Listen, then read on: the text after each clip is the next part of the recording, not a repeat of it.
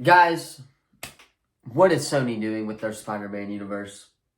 Just why? Why did they have to put out Madam Web? In today's video, of course, we are going to be talking about Madam Web. I will give a full in-depth review on Madam Web. Welcome back to the Comic Book Nerd, everybody, where we try to post every single day. Where I've been, I've realized for all this time I could have been using my phone to post videos. I did not think about that until literally right this second. So, what I'm going to do, we're going to talk about Madam Web, review that today. Obviously, we have the Fantastic Four casting news to go over as well. So we're going to go over that in a separate video. But first, if you guys are new to the channel, be sure to drop a like, subscribe, turn that bell on. We do our best, or are going to start doing our best to post on this channel every single day. With that being said, we may have to skip a day or two each week. That being said, though, we will get content out for this channel. Again, we're going to start grinding as well. Thank you to all 92 subscribers for staying subscribed to the channel. Hopefully, you guys are going to be enjoying this content as well. We're going to talk Deadpool 3. We're going to talk Sony, obviously, today. And then later in the other video, we're going to talk about the Fantastic Four as well. But first, again, if you guys are new to the channel, please consider hitting that sub button. Madam Web review starts now.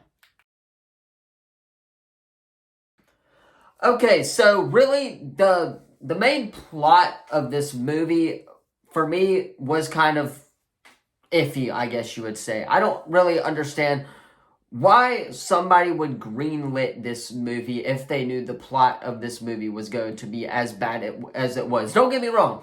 All the acting and stuff was actually really well done. Dakota Johnson did a phenomenal job as Madam Web. I really liked at least 2 out of the 3 girls that were in that. I'm not trying to be racist here or anything, but the black woman was kind of a little B-word. However, most of the acting was not bad. And then Ezekiel Sims absolutely killed it. Adam Scott as Ben Parker killed it as well. Those characters in particularly killed their roles. I really enjoyed the acting by far. It was phenomenal. But the overall story for me is kind of what drove me away from this film, I guess you would say.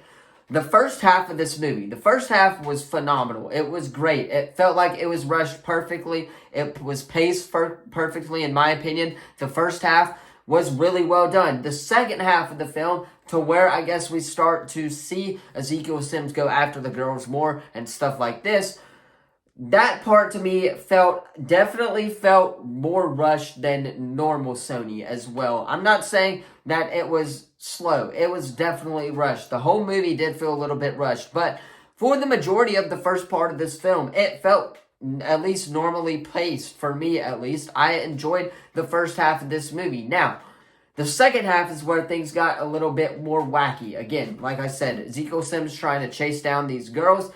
My complaint with this movie, number one, the script. The script was absolutely terrible. And I know that this or at least movies like this take a lot for people to make. It takes a lot of people to make these movies, to put them on screen for us. I give them all of my respect there. But script writing wise, it was not that great. It really wasn't. The dialogue was off. There were some CGI parts that were not very good as well. The CGI for the majority of the film was terrible. I don't know what Sony's doing, but putting out these bad Spider-Man Marvel Universe movies are going to kill the Marvel brand. And that is not what us Marvel fans want as a fan of Marvel. We want to love these movies. We want to see Sony's Spider-Man universe grow. We want to see Andrew Garfield as Spider-Man. We want to see Tobey Maguire back as Spider-Man. We want to see Miles Morales in live action, and Sony can't do that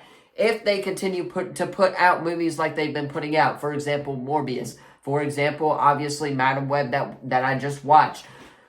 There are some really, really good projects that Sony has put out. Don't get me wrong. The Amazing Spider-Man, with the first one with Andrew Garfield, was really well done.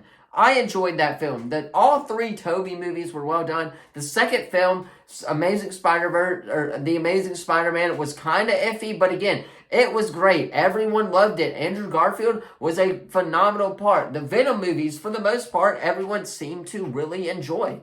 Maybe not Venom Let There Be Carnage towards the end of that movie, but for the most part, the 2 Venom movies that they've put out, everyone's enjoyed, and everyone's excited to see what they have for the third one. With that being said, Morbius, Madam Web, I'm sure there's more that you guys could let me know in the comment section down below that Sony's been putting out recently. Not that great, and these movies are what is going to be killing the Marvel, that realm of Marvel brand, in my opinion. We have El Muerto coming out for no particular reason. Number one, I don't know what Sony is thinking releasing that film, but we have El Muerto coming out for no reason, like I said earlier. There's no reason that this film should be even made. Maybe it should be a TV show, but again, there's no reason why we should be getting an El Muerto film if you're asking me. That's coming out in a couple of years. Sony really needs to pick and choose what they want to do with their Spider-Man universe. And I honestly think that one positive that or two positives really, Ezekiel Sims was phenomenal in this movie. I enjoyed his character. His suit looked actually pretty dang good. I will give Sony that credit. And the girls' suits that they showed for about 5 seconds or so in the whole movie when they teased that in the trailer was really well done. But the other positive that this movie has, and there's not a lot of these positives that are coming out from this movie. The one positive that they have, towards the end, and spoiler warning before we dive into spoiler territory, and again, we'll talk about that quote towards the end of this video, that they changed the quote. I don't know why. They should have kept it the same way. But the one positive that Sony had, and I'm getting off track here, is that towards the end of the movie, obviously, we see Mary give birth, and Uncle Ben is right there, or what looks to be future Uncle Ben in the Sony Spider-Man universe. They now, since this movie took place in 2003, they can redo their whole universe. They could go ahead and say, hey, somebody's going to be the new Spider-Man. That may have been Andrew Garfield, and they may cast a new Spider-Man for them to go into Secret Wars, and hopefully some of their characters translate to that. The one positive Sony has is the baby being born at the end of the film. Obviously, we all know it's going to be Peter Parker, right? That's Mary Parker, I believe, who is the sister of May Parker. And then, of course, Uncle Ben's right there. Uncle Ben's wife gets married. We all know the story, right?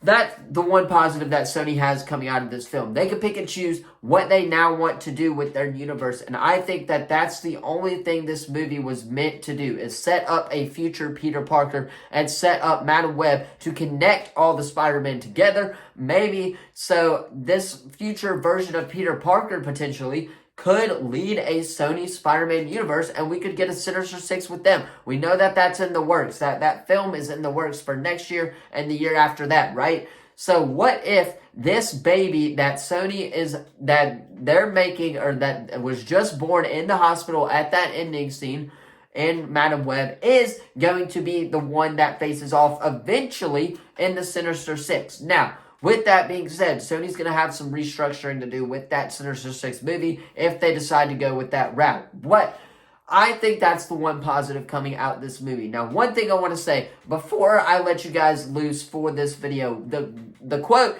that they changed, freaking great power comes great responsibility. With great power, or with great responsibility, power will come. That's basically saying the same thing, but it's not as touching as them saying with great power comes great responsibility. That, again, was not done poorly. So, with that being said, I'm going to give this movie a 4 out of 10. There were some bits and pieces that I enjoyed. I found most of it watchable. I did not find it hateable, obviously, but there were some parts that were. But there was a lot of stuff that they could do better. And Sony, you're going to have some work to do, some thinking to do. Put your thinking caps on, Sony. If you want this baby to be the future Spider-Man of your universe, you can cast some new guy, obviously, and go from there. That's the one positive about this movie. Anyway, let me know what you guys thought of Madam Web in the comments down below. Do you agree with me that that's the one good part and aspect of this film? In the comments down below. I'm sure some other creators out there have stated this plan out there, but for me, that's just my personal thinking, is what Sony's going to do with their Spider-Man universe. Anyway, that's probably the best plan, by the way. Let me know. Thank you all so much for watching. Welcome back to videos, of course. Thank you all so much for watching. I will see you guys in the next video, which is going to be right after this. We'll talk about that Fantastic Four cast. Peace.